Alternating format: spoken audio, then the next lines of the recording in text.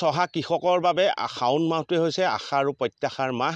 কাৰণ এই মাহটোতে তেওঁলোকে মূৰৰ ঘাম মাটিত পেলাই যি কৃষিডৰা কৰে আৰু সেই খেতিডৰাই তেওঁলোকৰ জীৱন জীৱিকাৰ থল।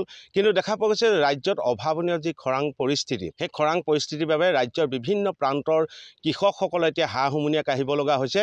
কিয়নো জলসিঞ্চন নামৰ এটা বিয়াগুম বিভাগ আছে যদিও এই পৰ্যন্ত ৰাজ্যৰ কৃষকসকলক সকাহ দিব পৰা কোনো ব্যৱস্থা নাই, যাৰ পৰিণতিত শাওণৰ 12টা দিনকৈ যোৱা আজিৰ দিনত কিন্তু কৃষকসকলে মাটিত গোজ ল'ব পৰা নাই। এই মুহূৰ্তত মই নৱগঠিত মৰিয়ানী বিধানসভা সমষ্টিৰ বনাই অঞ্চলৰ বনাই পথাৰত উপস্থিত আছোঁ। সহযোগীয়ে দেখুৱাব যে কেইবা হাজাৰ বিঘা কৃষিভূমিত আজিৰ দিনত কৃষকে খেতি কৰিব পৰা নাই। যি খৰাং সদৃশ পৰিৱেশ, সেই পৰিৱেশৰ বাবেই এতিয়া তেওঁলোকৰ কৃষি পথাৰডৰা পথাৰগতে হৈ পৰিছে, য'ত গৰু ম'হৰ চৰণীয়া পথাৰ হৈ পৰিছে। আৰু এই পথাৰডৰাতে আচলতে শাওণৰ প্ৰথম ভাগৰ পৰা তেওঁলোকে কৃষি কৰ্ম কৰে আৰু কৃষি কৰ্ম কৰি তেওঁলোকে জীৱন জীৱিকাৰ থল বিচাৰি পায়। আৰু কিন্তু এইবাৰ যি পৰিস্থিতি, এই পৰিস্থিতিয়ে কিন্তু এইসকল কৃষকৰ মুখত কিন্তু হতাশাৰ চিন দেখা পোৱা গৈছে। কিয়নো আজি পৰ্যন্ত তেওঁলোকে পানী নাই, যাৰ পৰিণতিত তেওঁলোকে ৰুব পৰা নাই কঠীয়া। মোৰ লগত বহুকেইজন কৃষক আছে, মই তেওঁলোকৰ লগত কথা পাতিম। আপোনাৰ ওচৰলৈকে আহিছোঁ যে কি ক'ব, এনেকুৱা পৰিৱেশ আগতে কেতিয়াবা দেখা পাইছিলেনে? নাই পোৱা দেখা নাই পোৱা। এই বুলিহে পানীয়ে হেৰি হৈ গৈছে। গতিকে ইয়াত চৰকাৰে পানী যোগান দিওঁ বুলিছিলে, কিন্তু আজিলৈকে দিয়া নাই। গতিকে আমি অনুৰোধ কৰিছোঁ কিবা এটা দিলে ভাল পাম খেতি কৰিবলৈ। এতিয়া চৰকাৰেতো কৈ আছে জলসিঞ্চন ব্যৱস্থা চবতে আছে বুলি কৈছে, কিন্তু আমাৰ ইয়াত নাই। ইয়াত নাই। আগতে এইবোৰ পথাৰ কেতিয়া ৰুৱে? কেতিয়া আমি ইমান দিনলৈ খেতিয়ে আদায় কৰোঁ। খেতি আদায় কৰি দিওঁ। আমাৰ ইমান এইবোৰ পথাৰত কেইচাহ বালে হাল? এইবোৰত এচাহ বাই থৈছোঁ আৰু দুচাহ বাই ৰুম আৰু মাটি। এতিয়া বাবলৈ পানীয়ে নাই নহয়। হ'বনে? আশা আছেনে? আছে আশা। ধান হ'ব, পানী লাগিব খালি। কি আহ্বান জনাব মুখ্যমন্ত্ৰীক? কি আহ্বান জনাব? কি ক'ম এতিয়া, তাকে পানীটো দিবলৈকে কৈছোঁ আৰু কি কৰে দিয়ে নিদিয়ে সোনকালে। পানীটো দিলে আমি লাগিব পাৰোঁ খেতিত। কোনেও কৰিব পৰা নাই। এই গোটেইখন মৰুভূমি হৈ আছে পথাৰ। কোনো এডৰা ৰুব পৰা নাই। এজন যুৱ কৃষক আছে, কি ক'ব আচলতে এই মুহূৰ্তত এনেকুৱা পৰিৱেশে আচলতে আপোনালোকৰ মনত যথেষ্ট হতাশা কঢ়িয়াই আনিছে, কি ক'ব? এতিয়া আগতে ইমান দিনে আপোনাৰ ইয়াত খেতি ৰুই মেলি শেষ হৈ যায়। এই বছৰ দেখিবলৈ পাইছোঁ আমি খৰাং হৈ আছে গোটেই। আগতে গৰু চৰু বান্ধি থৈ দিয়ে, এতিয়া গৰু গোটেই পথাৰে গৰুৱে নধৰা হৈ আছে। চৰণীয়া পথাৰ হৈ আছে। আগতে ৰোৱা হয় নে? ইমান হয়, ধুনীয়া ৰোৱা হয়। হৈ যায়। জলসিঞ্চন নাই নি ইয়াত? ইয়াত জলসিঞ্চন নাই। চৰকাৰে কৈ আছে জলসিঞ্চনৰ কথা, কিন্তু আমাৰ ইয়াত এতিয়ালৈকে জলসিঞ্চনৰ কোনো হেৰি দেখিবলৈ পোৱা নাই। ব্যৱস্থা নাই। কি ক'ব? আমাৰ ফালৰ পৰা ক'বলৈ গ'লে এতিয়া আমাৰ ৰাইজৰ কাৰণে এই যে খেতি পথাৰ একোৱেই হোৱা নাই। ইয়াত পানী দুনি নাই। এইটো ধৰক আমাৰ ওচৰতে জাজি নৈ আছে, পাম্প ছেট লগাই হ'লেও ধৰক চৰকাৰৰ ফালৰ পৰা অকণমান সুবিধা এটা পালে ভাল। বা এখন কলীয়া পানী আছে। আমাৰ ধৰক তলৰ পৰা এতিয়া পানী উলিয়াইতো খেতি কৰিবলৈ সময় নাই।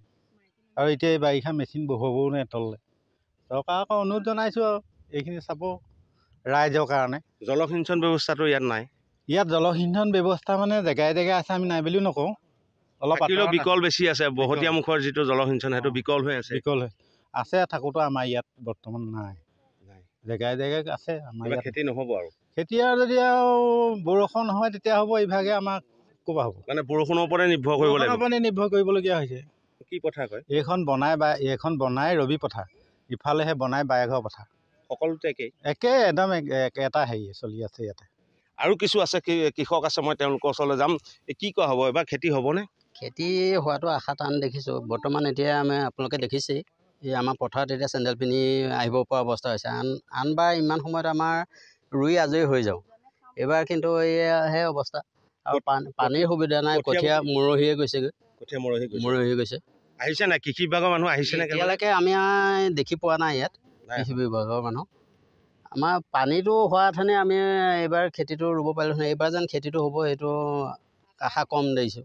জলসিঞ্চন নামৰ এটা বিভাগ আছে, গম পায়নে? আছে বুলি গম পাওঁ, কিন্তু আমাৰ এইখিনিত সেইটো সুবিধাটো নাই।